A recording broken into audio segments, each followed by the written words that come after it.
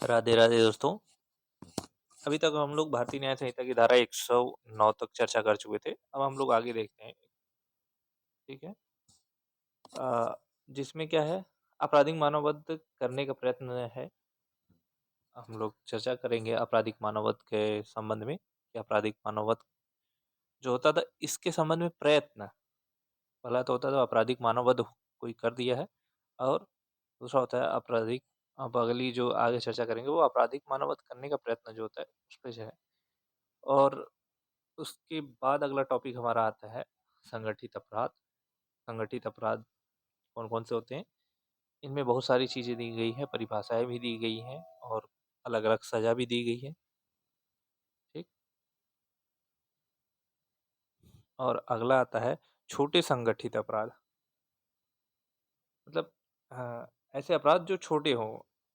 एक तो संगठित अपराध मतलब बहुत बड़े लेवल पे हो, एक क्या होते हैं बहुत छोटे संगठित अपराध।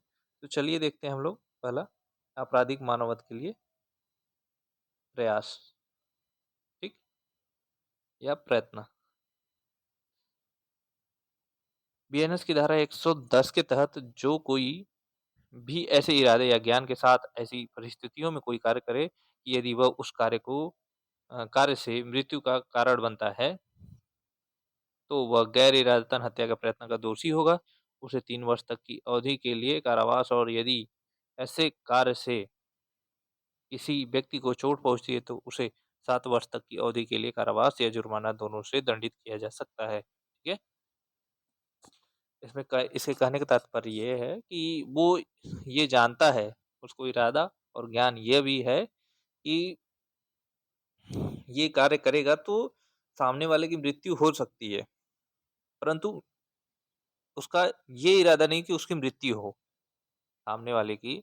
मतलब रमेश जो है, रमेश, सुरेश और नरेश 3 व्यक्ति हैं।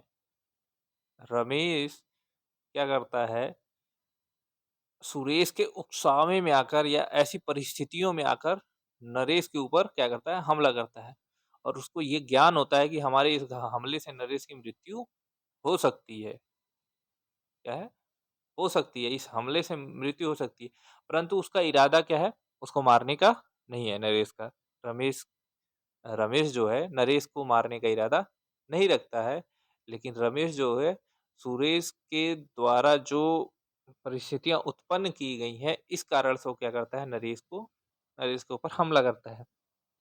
ऐसी स्थिति में हमला करने पर यदि नरेश को कोई चोट नहीं आती है तो उसे कितने वर्ष का सजा पड़ेगी, 3 वर्ष तक की सजा होगी। ठीक है। और यदि नरेश को कोई मतलब चोट लग जाती है, उसके द्वारा प्रयत्न करने पर यदि कोई चोट आती है नरेश को रमेश के द्वारा आपराधिक मानववध के प्रयास में, तो ऐसी स्थिति में जो रमेश है उसको 7 वर्ष तक की सजा हो सकती है, और साथ ही साथ उसे जुर्माने से भी दंडित किया जाएगा। ठीक है। आई होप आपको हमें उम्मीद है आपको समझ में आई होगी। उदाहरण के तौर पे इसमें अलग भी एक और विधि है कि गंभीर और अचानक उकसावे पर जेट पर पिस्तौल चलाता है। ऐसी परिस्थितियों में यदि वह मृत्यु का कारण बनता है तो वो गैर इरादतन हत्या का दोषी होगा। ठीक है। ये जो है उकसावे या अचानक जो उकसावे के कारण एक जेड पर हमला कर देता है, मतलब पिस्टल चला देता है। और पिस्टल चलाने से उसका इरादा नहीं था कि मारे हम, लेकिन किसी के उकसावे के कारण वो क्या करता है, जेड पर हमला कर देता है। और जेड की यदि मृत्यु होती है तो वो गैर इरादतन हत्या के तहत आ जाएगा, दोषी माना जाएगा।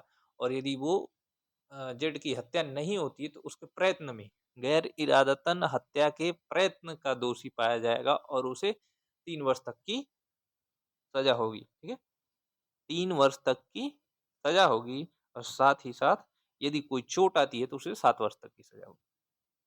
ठीक। चलिए आगे चलते हैं।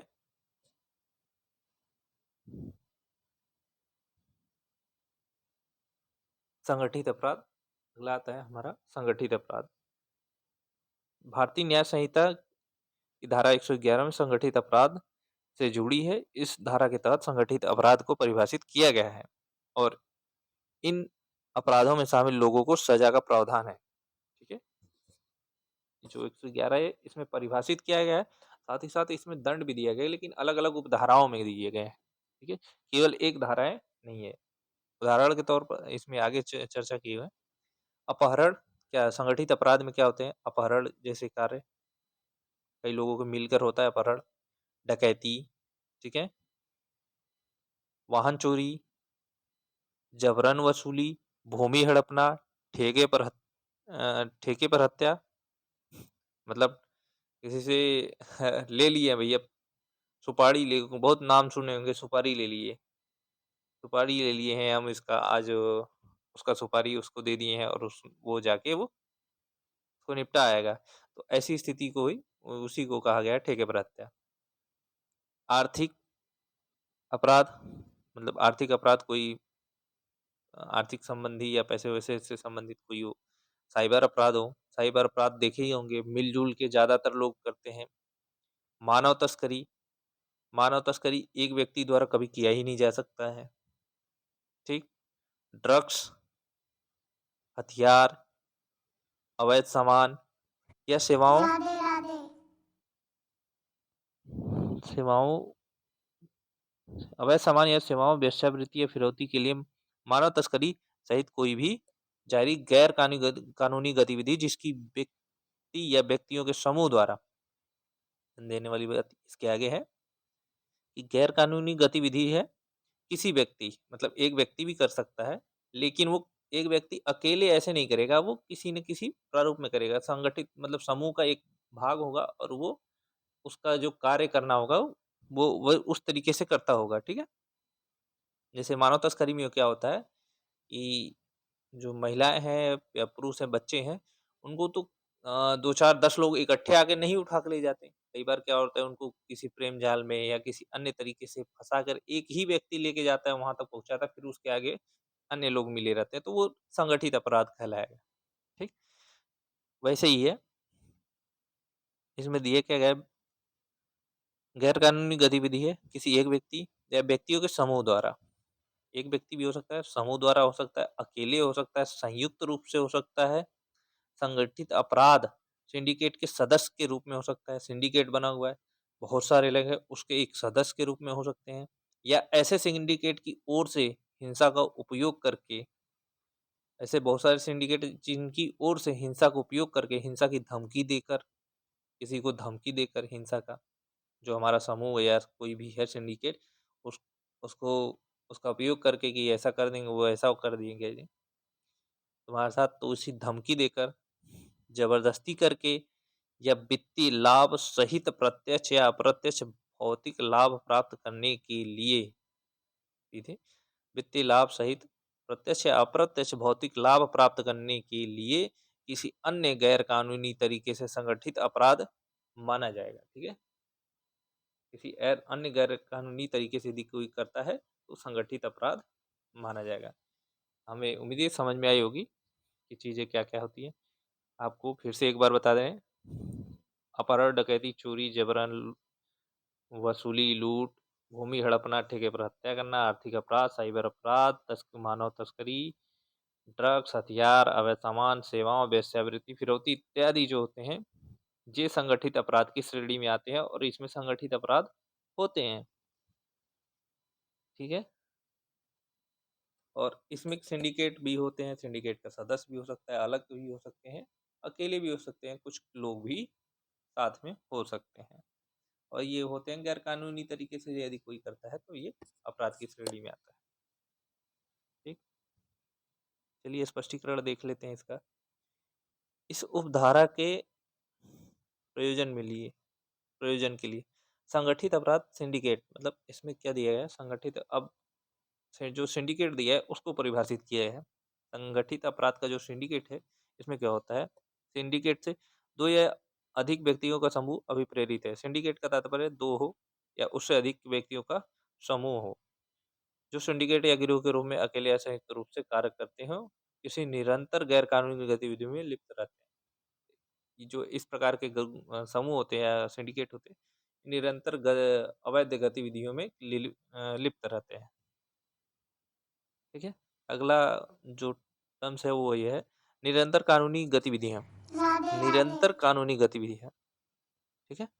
इसका अर्थ है कानून द्वारा निषिद्ध कोई गतिविधि जो संज्ञेय अपराध है। मतलब कानून द्वारा कोई ऐसी गतिविधि जिसको करने से आपको रोका गया है, मना किया गया है, जो क्या है एक प्रकार का संज्ञेय अपराध है जिसके लिए 3 वर्ष या उससे अधिक की कैद की सज़ा हो, तो हम यदि ऐसा कोई कार्य करता है तो उसे निरंतर गैर कानूनी गतिविधि की श्रेणी में माना जाएगा।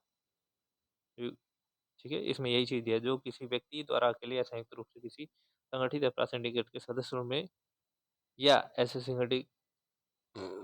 सिंडिकेट की ओर से जिसके संबंध में 10 वर्ष की पूर्ववर्ती अवधि के भीतर सक्षम न्यायालय के समक्ष एक से अधिक आरोप पत्र दाखिल किए गए हों और उस न्यायालय ने ऐसे अपराध का संज्ञान लिया हो, इसमें आर्थिक अपराध भी शामिल है। ठीक है?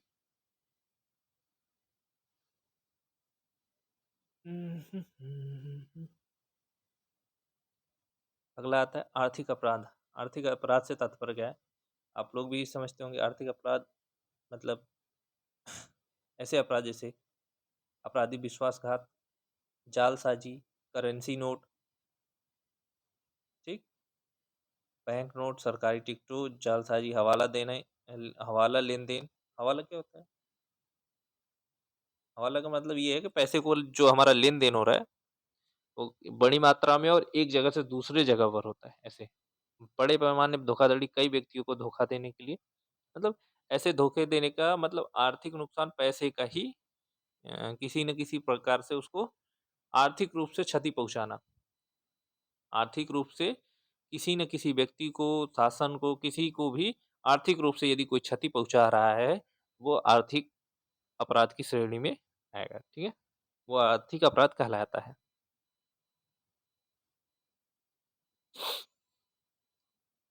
अगली उपधारा इसकी है अ,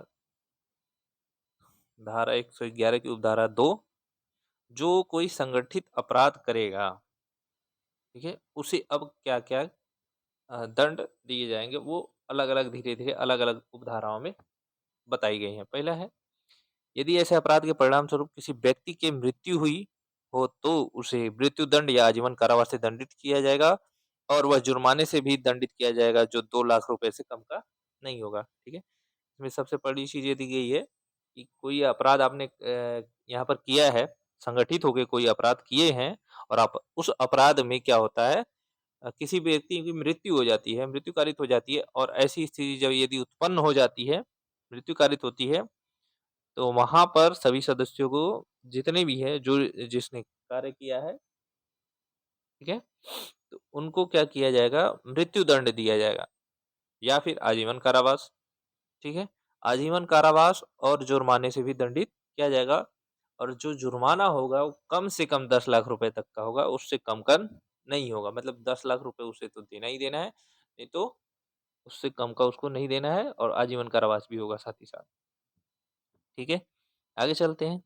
किसी अन्य मामले में मतलब इसको छोड़ के यदि कोई अन्य मामला है, मृत्यु नहीं हुई है, तो कोई अन्य घटना घटित हुई है, तो अन्य मामले में उसे क्या हुआ, उसे कारावास से दंडित किया जाएगा जो 5 वर्ष से कम नहीं होगा। मतलब 5 वर्ष से कम का कारावास नहीं होगा, किंतु आजीवन कारावास तक बढ़ाया जा सकता है।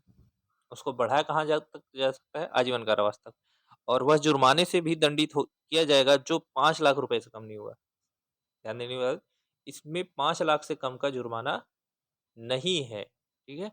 और 5 साल की सज़ा जिसे बढ़ाकर हम आजीवन कारावास तक कर सकते हैं, ठीक है? आगे चलते हैं। उपधा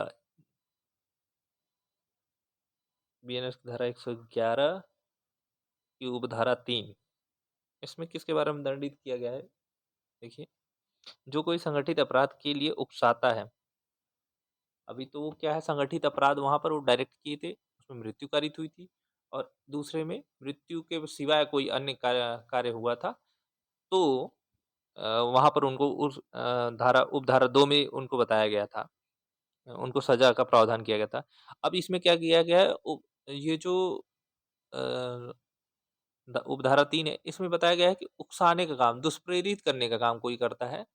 ये संगठित अपराध करने के लिए किसी को दुष्प्रेरित कर रहे हैं हम, दुष्प्रेरित कर दिए, या षड्यंत्र रचते हैं, तो ऐसी स्थिति में उसके लिए सजा का प्रावधान धारा 111 की उपधारा 3 में दिया गया है। ठीक है?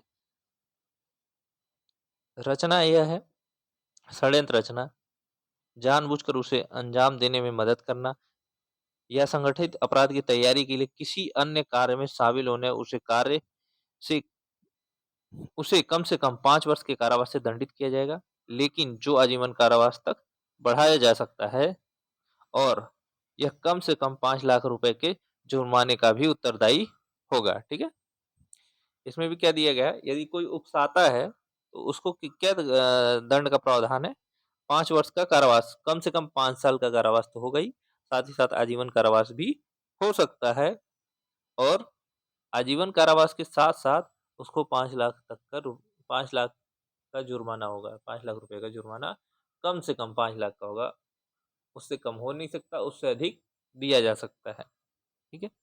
चलिए अगली उपधारा हम देखते हैं, उपधारा 4, कोई व्यक्ति जो संगठित अपराध गिरोह का सदस्य है, उसे कम से कम 5 वर्ष के कारावास से दंडित किया जाएगा, लेकिन जो आजीवन कारावास तक बढ़ाया जा सकता है और वह कम से कम 5 लाख रुपए के जुर्माने का भी उत्तरदायी होगा। ठीक? इसमें यदि कोई सदस्य है, जैसे पिछला अपराध हम पिछली उपधारा में ध्यान दे दिलाते हैं आपको कि पिछली उपधारा में क्या दिया गया था कि मृत्यु कारित होती है। कोई संगठित अपराध होता है और उसमें क्या होती है? मृत्यु कारित होती है। अब मृत्यु कारित होने पर क्या किया जाता है, जिसके द्वारा मृत्यु कारित की गई है, तो उसे तो मृत्युदंड या आजीवन कारावास दिया जाता है।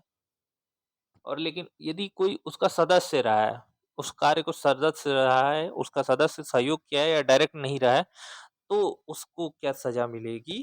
तो उसको सजा यहाँ पर दी गई है कि उस गिरोह का सदस्य है, उसको कहीं से अन्य प्रकार से सहयोग या आने-जाने में सहयोग यदि कुछ भी किया है, किसी प्रकार से, तो उसको सजा एक धारा 111 की उपधारा 4 के तहत दी जाएगी, जिसे कम से कम 5 वर्ष तक का कारावास होगा। साथ ही इसे आजीवन कारावास तक बढ़ाया जा सकता है और कम से कम 5 लाख रुपए तक का जुर्माना होगा। ठीक?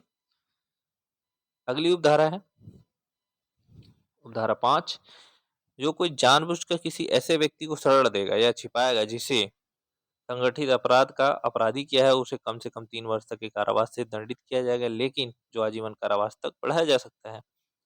उसके साथ ही वह कम से कम 5 लाख रुपए का जुर्माना है। ठीक है?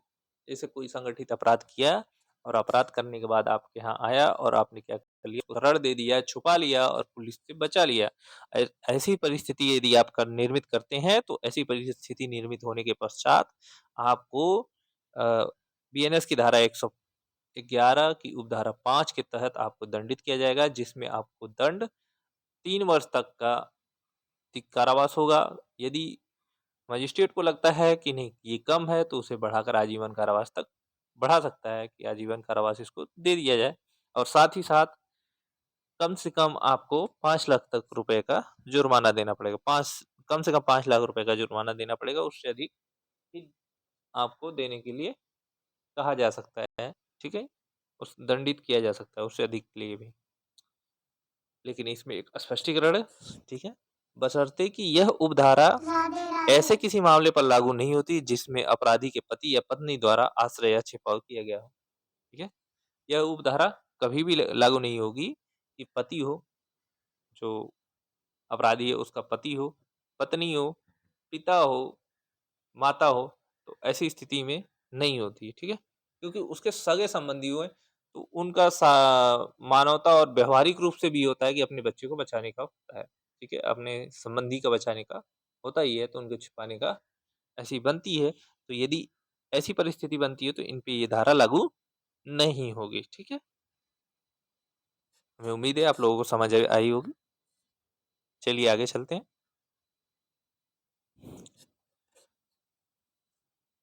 अगली धारा, उपधारा है 6, जो कोई संगठित अपराध के कमीशन से प्राप्त किसी संगठित अपराध की आय से प्राप्त या संगठित अपराध के माध्यम से अर्जित किसी संपत्ति पर कब्जा रखता है, तो उसे कम से कम 3 वर्ष की सजा, जिसे आजीवन कारावास तक बढ़ाया जा सकेगा और कम से कम 2 लाख रुपए के जुर्माने से भी दंडित किया जाएगा। ठीक है? ध्यान दीजिए, संगठित अपराध किए, लूट किए संगठित अपराध में, और उसमें पैसा लाए, पैसा लाने के बाद उसका कमीशन जो बनता है लोगों में बाँट लिए आपस में, 4-6 लोग थे और उस पैसे को अपने पास रखे हैं, ठीक है?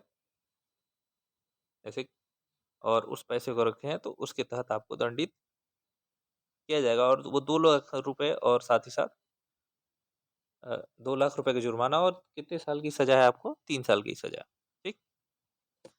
इसमें स्पष्ट रूप से ये दिया गया है कि अपराध से प्राप्त कमीशन मतलब संगठित अपराध है, यदि आपने कोई ऐसा मतलब देख लिया है या आपकी जानकारी में आ गया है कि हाँ, लेकिन आपने अपराध संगठित होकर किया नहीं है, लेकिन आपको ये जानकारी मिल गई है कि ऐसी चीज़ें हैं और उनसे आप जाकर उस अपराध से घटित जो भी चीज़ें हैं, उनकी संपत्ति आप ले लेते हैं, अपने पास रख लेते हैं और अपने पास रखने के बाद आप क्या कर लेते हैं, पूरी संपत्ति रख सकते हैं। कई बार होते हैं धमकी देकर आपने अपने पास पैसे ले लिए उससे भी और या फिर उनसे कुछ कमीशन ले लिए।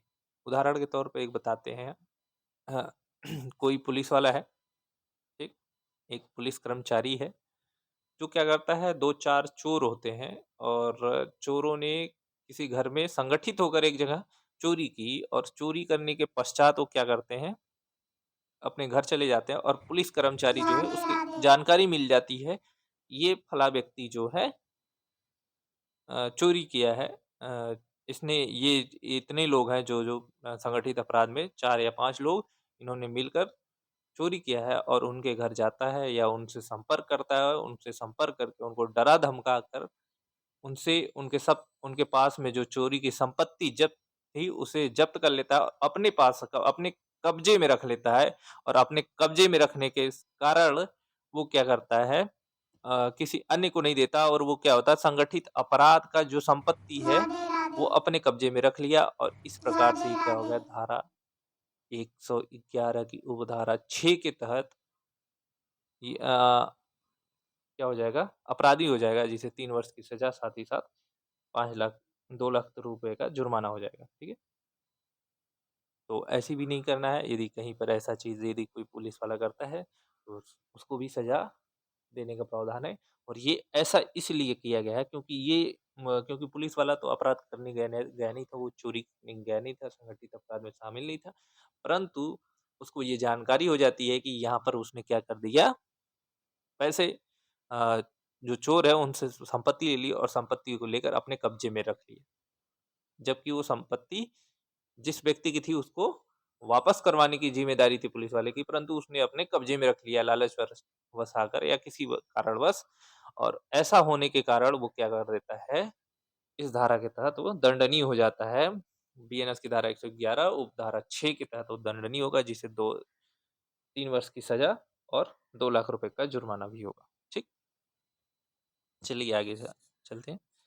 उपधारा 7 यदि किसी संगठित अपराध गिरोह के सदस्य की ओर से कोई व्यक्ति ऐसे चल या अचल संपत्ति पर कब्जा रखता है जिसकी वह संतोषजनक हिसाब नहीं दे सकता हो, उसे कम से कम 3 वर्ष तक की कारावास जिसे बढ़ाकर 10 वर्ष किया जा सकता है, ठीक है? 10 वर्ष किया जा सकता है, दंडित किया जाएगा और कम से कम 1 लाख रुपए के जुर्माने से भी दंडित किया जाएगा।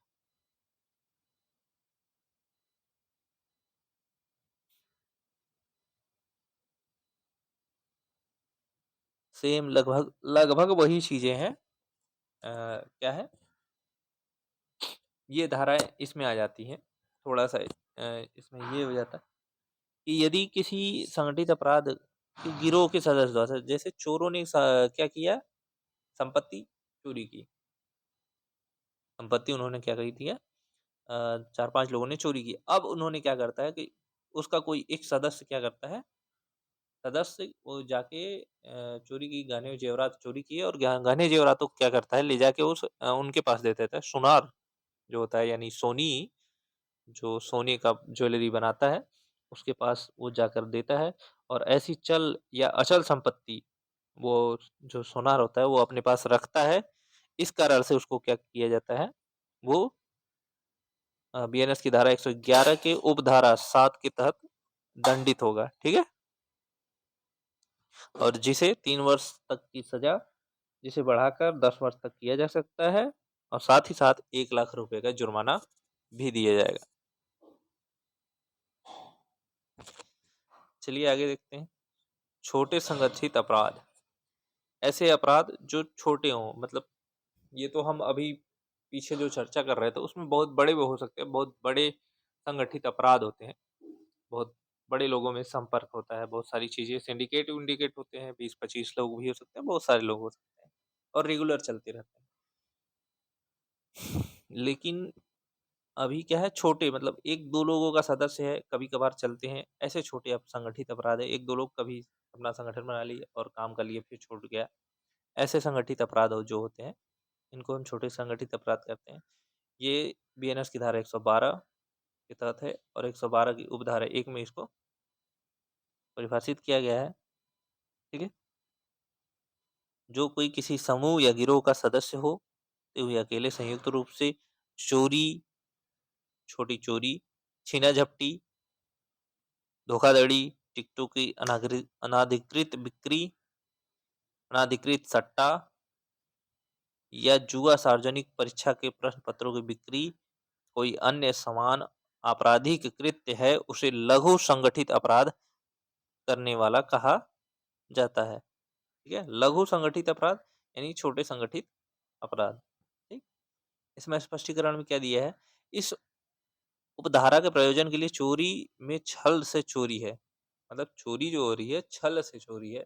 ऐसा नहीं है कि चोरी हम नहीं देखे तो हो गए, छल से चोरी। मतलब हम छल पूर्वक भी आपको बोले कि हाँ, ऐसा हो जाएगा, हम आपके सामने हैं, देखा चोर और आप के बगल से ही वो क्या करता है, छल कर लेता है आपके साथ, कपट करता है, छल करता है और आपको ध्यान नहीं होता, पता नहीं चलता, धोखा देके आपको क्या कर देता है, चोरी कर लेता है, ठीक है?